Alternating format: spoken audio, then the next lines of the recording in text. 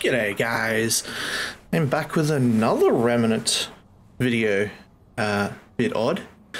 Haven't played Remnant in a while. I thought I'd jump on and see what's changed now that the new DLC's out.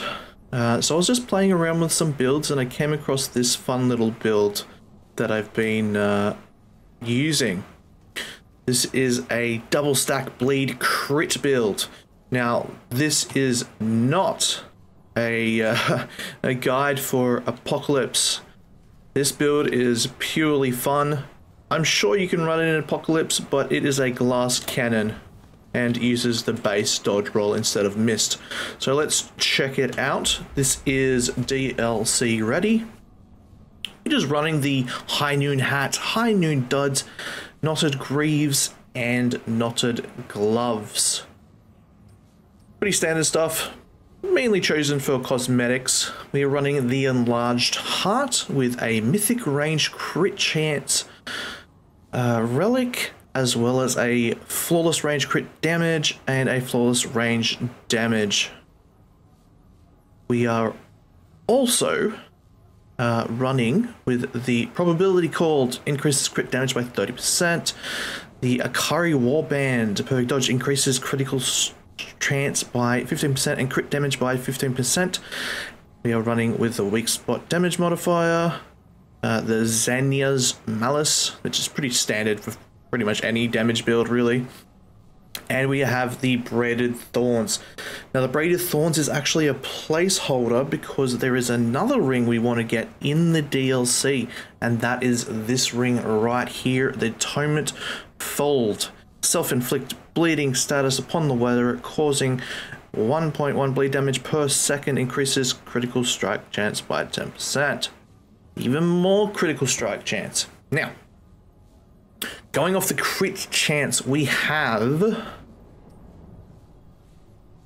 where's it? Stats. There's stats. Okay. At the moment, our crit chance is at 20%. We get an additional 15%, bringing it up to 35 with bleeding enemies. We have a perfect dodge that increases that to math 50, 20, 35, 50. That math adds up, yes? That math adds up. And we also have the, after killing an enemy, gain 15% increased crit chance for 10 seconds. Now, this one here will be decreased to 10%, obviously. So that's 60% increase once we get that other ring. Now, going over here, we have the Merciless 10. Plus 10. This is the non-DLC version, non-corrupted version.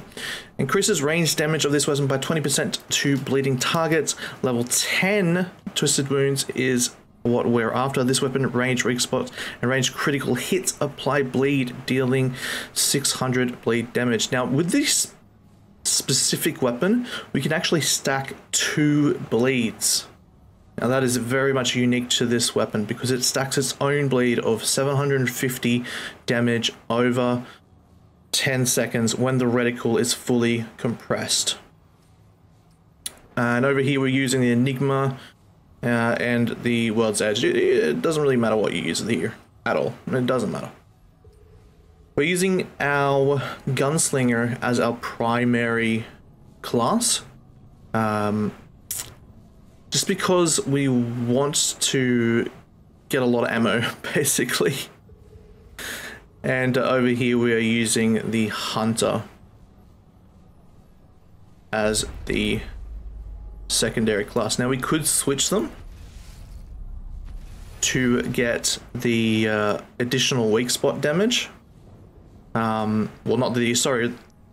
We'll get the skill to increase the Hunter's skills every time we do 55 weak spot damage. If we're going pure weak spot damage, 100%. But with this specific build, I chose to go Gunslinger primary because I want consistent flow of ammo. Over on the traits, we are using ammo reserve, which is default, and longshot with this default with the classes. I put points into fortify, swiftest so we move faster, untouchable so we dodge more efficiently, higher invulnerability window, vigor just because extra health. Now when we do get that ring, I would suggest putting vigor possibly into regrowth, just because we're going to get that bleed stack on us. Default 2 in expertise is part of the classes. We have stamina regen, fitness, which is evade distance, weapon handling, because I want those bullets to be very precise. That's basically it. It's a very simple build. Very fun. You just go out there, you shoot enemies, they die, they bleed. I don't know why I did that. It's been a while since I've played this game. And let's just show you real quickly.